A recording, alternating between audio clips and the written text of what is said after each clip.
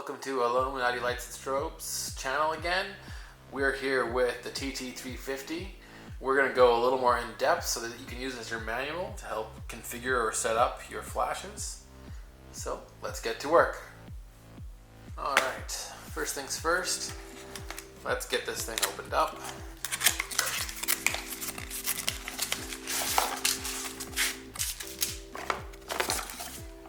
Boxes, paper, silica, the usual. And then there's the flash itself.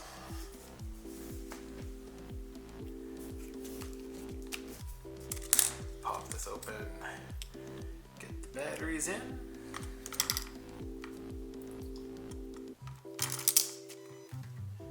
And it's turned on and ready to go.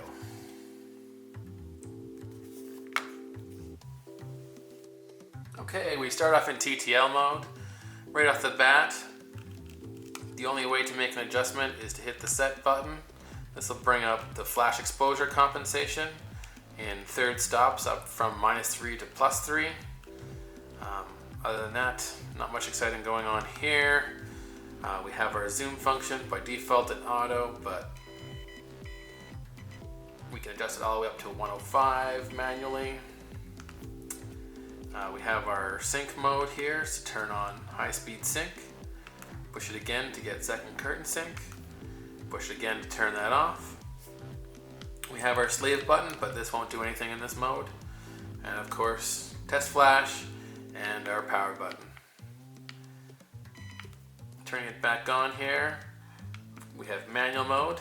In manual mode, we don't need to actually hit the set button. We can just start adjusting our power levels from 1/28 up to 1:1. If you actually hold this button down, you'll also get the advanced menu. This is how we turn on our first our standby option and then on or off. Then we have our autofocus assist beam, once again on or off. And then we have our backlighting. We got 3 options here. We've got 10 seconds, off, and just on all the time.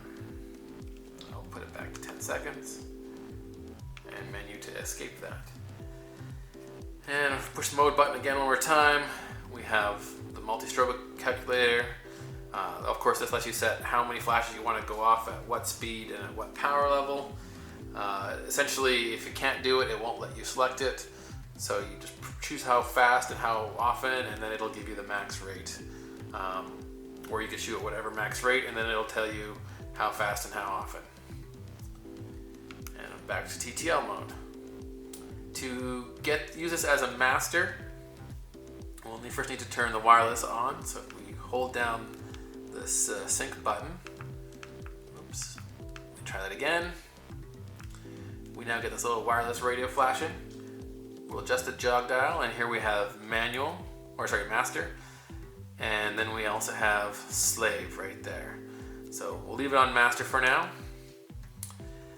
Here in the master mode, you can switch between whichever group you want to control. And for whatever group that is, you can adjust your power level. And of course, if you get to the no flash sign, you've turned that group off. You can also adjust your channel in case you don't want to interfere with someone else's system. You'll just hold down the slave button until the channel flashes. This will change from channel 1 to 16, so it's a little bit less than the other main large flashes like the V862, but still more than capable for such a small flash. We can switch over to slave now. We'll hold this button down again until it starts flashing. And now we select slave. Here in slave, we can also still use TTL or manual or multi-strobic, and we'll hit the slave button to select which group we're assigning it to. Currently it only does 3 groups, but still, once again, a lot for such a little flash. By default in TTL, there's no real adjustments you can make here on the slave unit. If you switch over to master, you can set the levels, or you can, of course, this can be controlled from your master unit or master transmitter.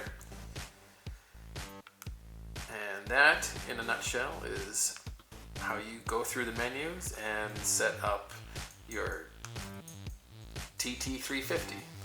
We use the Canon model, but the Sony models is almost exactly the same. And if you like this video, of course, please also subscribe if you want to see more introductions to these flashes. And of course, if there's one that we haven't done, leave your suggestion in the comments. Have yourself a great day.